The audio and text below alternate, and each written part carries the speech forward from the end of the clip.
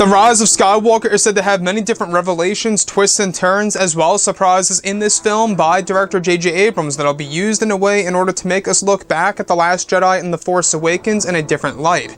This is Mike Zero. If you guys are new to the channel, do make sure to subscribe to see future Star Wars content. So, with now only 195 days away, which may still sound like a very long time for some of you out there, but to me, honestly, it's really not all that far away. You know, if you don't count December, we are really only 6 months away from the release of Episode 9, and with that being said, we're also getting closer to the next trailer this July for The Rise of Skywalker by JJ, which will give us a better understanding of exactly where he will be taking us for the final installment of the Skywalker saga. Now, these past couple of weeks or so, we've been learning a whole lot more about this film, and when it all comes down to one of the concept art descriptions, this is where things begin to get very exciting between Kylo Ren, the Knights of Ren, Darth Vader, and a whole lot more in the story. Now, specifically, what's really intriguing about all of this is that a description of Kylo Ren and the Knights of Ren traveling inside the foundation of a large structure that is said to contain many secrets of Darth Vader that will also include many revelations in the film.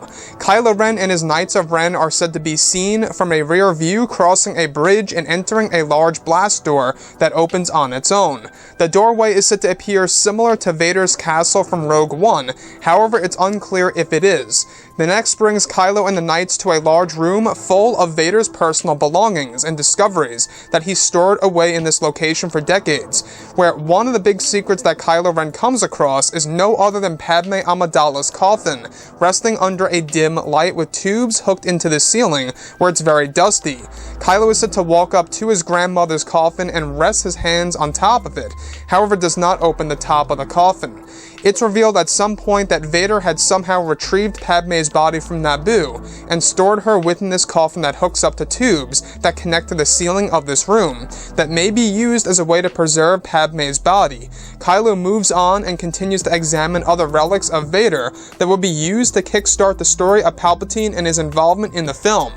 So, the first thing that popped in my mind was, wow. Now, the thing about this is that it could somewhat connect to the comics that we saw just a couple of months ago during the end of course, 2018, leading into early 2019, where we did get to learn that Vader had a plan in order to resurrect Padme Amidala through the Mask of Lord Momin and among other things that Vader came across. And so I think that's exactly what JJ is trying to do here in this particular scene, where Kylo comes across the coffin that his grandmother is resting in.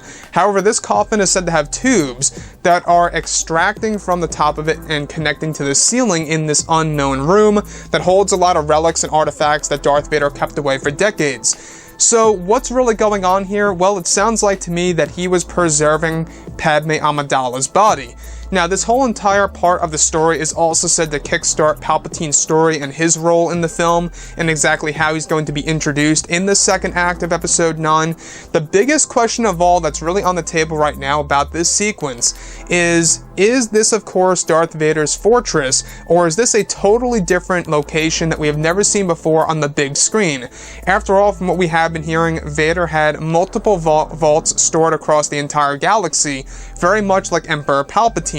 However, Vader kept these vaults a big secret away from Palpatine/Sidious himself. So you can really see what Vader went through in between the events of the originals and, of course, the prequels. There's a lot of stories to tell about Darth Vader during that timeline. So, this also matches up with what we went over 6 months ago. You guys may recall that on set we went over how one of the large prop pieces that were developed were, of course, one of which being the coffin of Padme Amidala, as well as a room featuring a lot of tubes. And that to me lines directly up with this, and it makes a lot of sense now. So, the thing about Episode 9 is that we do know that the editor, Marianne, for Episode 9, she herself even said that this movie is a big movie, and they really had less time to edit this whole thing together. So you can only imagine, what they're really trying to pour into the film in order to really make it connect to the originals, the prequels, the comics, the books, you name it. So with that being said, The other piece that I do want to go over that really does mind-boggle me is how Kylo Ren is actually going to go up to the coffin and rest his hands on top of it. He knows exactly who is in there and who it really belonged to and who recovered this. And I think that what they're trying to do is that they're really trying to show us that connection between Kylo, Vader, and what Vader went through in between the events of Order 66 and Star Wars A New Hope. There's a lot of stories to tell in there, like I say, and I think that that's exactly what J.J. Abrams is trying to establish in Episode 9, to really introduce it to the mainstream and to introduce it to the casual fans as well. Anyways, guys, drop a comment below. Let me know what you think about all of this in the comments. And if you guys did enjoy the content for today, do make sure to drop a thumbs up on this video to support the channel. I thank you all so very much for the kind support, and I'll catch you guys next time.